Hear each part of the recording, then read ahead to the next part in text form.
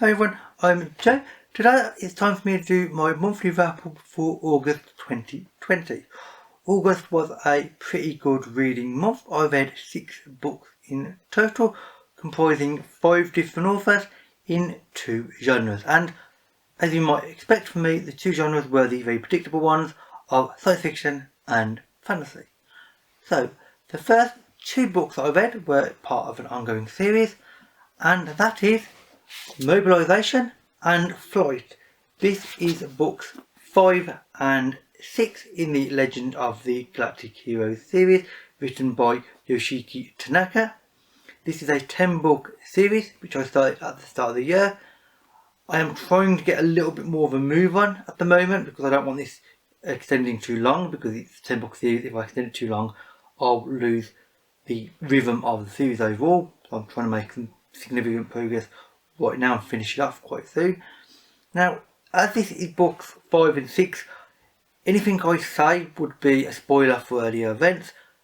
I will, however, talk about the series as a whole, and that is quite simply, this is very much a sort of an historical sort of fantasy that happens to be set in space on other worlds with spaceships and space stations. Essentially, you've got a civilization that has evolved from Earth, and Earth is a smaller feature of these books. They are on 2 major sort of civilizations. It started off, however, as one, and that was this big empire. Then you had a group of people managing to sort of splinter away. They formed essentially a kind of a republic. In society, the empire doesn't like the fact that somebody managed to escape them and they're actually living their life not under their control. You know, it's colonialism and empire this book deals in a very significant way. I mean, it's the whole focus of the series, and it does it really well because this is an interesting way of doing it, because you have a traditional fantasy tale but in a science fiction setting. Characters are hybrid of something both fantasy and science fiction and thriller almost in some ways, and they have real personality. There are a lot of characters, a lot of them have names that for a native English speaker, I personally find them slightly tricky to remember who is who, because there's a lot of names. Some of them have familiar components to the names, although that's more likely just my personal concern. Other than that minor issue, these are an amazing 2 books and an amazing part of the overall series, which I am greatly enjoying and I would greatly recommend because they're just really fun, well written, and the idea is fantastic, simply put. Now, the third book that I read in August was Exiles Return, written by Raymond E. Feist. This is the 3rd book in the Conclave of Shadows trilogy. Now, the Conclave of Shadows trilogy is more than halfway through the overall world that he created, which he has called the Rift War Cycle. Now, this is a fantasy trilogy and a fantasy overall series. The problem is, if I say anything about this book, as it is the 3rd in a trilogy and a trilogy that is deep inside a big overarching narrative, I would give away an enormous amount of spoilers, and I'm almost paranoid of saying anything now whatsoever. I can't even talk about the plot at this point. Suffice to say, if you like the Rift War world that he created, starting off with Magician, which I started this overall series off at the end of last year, then you will like this book. He does write in an interesting way with good characters, a good plot line, and at this point he's very much tying into the overall greater narrative, because there are only 3 more sets of books left after this one. So the series is winding up as a whole, and I'm very curious to see how it will end, because at this point I know a lot of things about the overall series, and it is very curious to see what happens exactly at the end of the day. The 4th book that I read in August was Tales of Pirx the Pilot, written by Stanislaw. This is a translated novel from the Polish. The translator is Louis Iwiban. Now, the idea of this book is relatively simple. Pirx the Pilot is a guy who wants to be this heroic spaceship captain, flying, heroic missions and things, but he doesn't really have the ability to. He's kind of not incompetent, but he's very unlucky, as he likes to think of himself. Things just keep going wrong for him. Nothing ever quite goes the way he wants to, and the way he envisions it in his mind, in being his hero, that doesn't work for him. But he does do reasonably well. Irrelevant though, and this tells the story of several different sort of smaller tales throughout his life that are directly linked, that build into a greater narrative of Pirx the pilot. And he's a character that is odd because of his personality, but he's fun to read about. The plot line is somewhat odd. I'm not going to say why, but it does work really well. And overall, it's just a really fun, enjoyable book.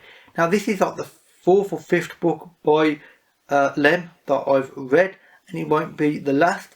This is probably the least in-depth novel, I suppose you could say, by Lem I've read so far. All of his other novels have much deeper, greater ideas.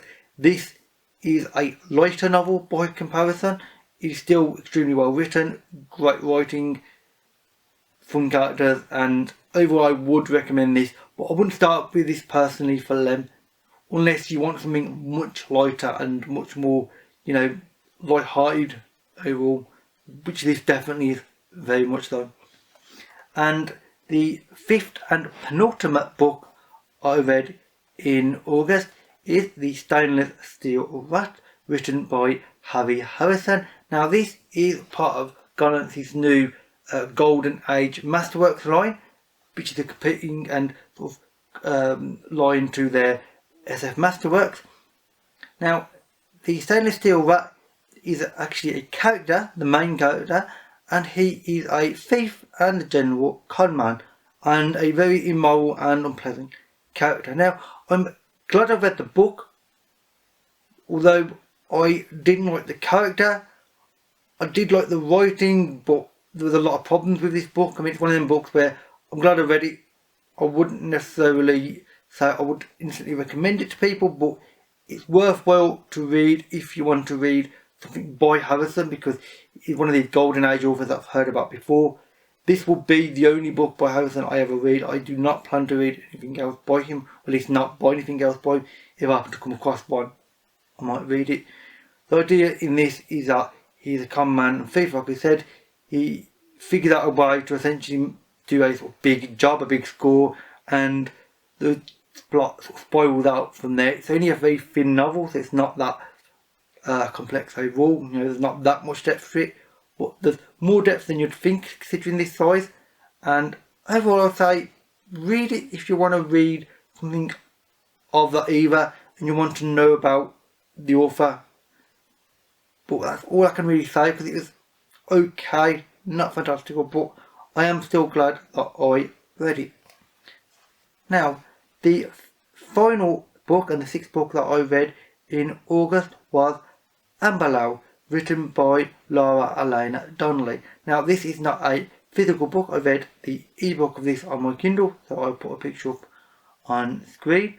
As far as genre goes, this is one of the rare books where I literally don't know how to put it into any kind of category, because according to Goodreads, this is fantasy.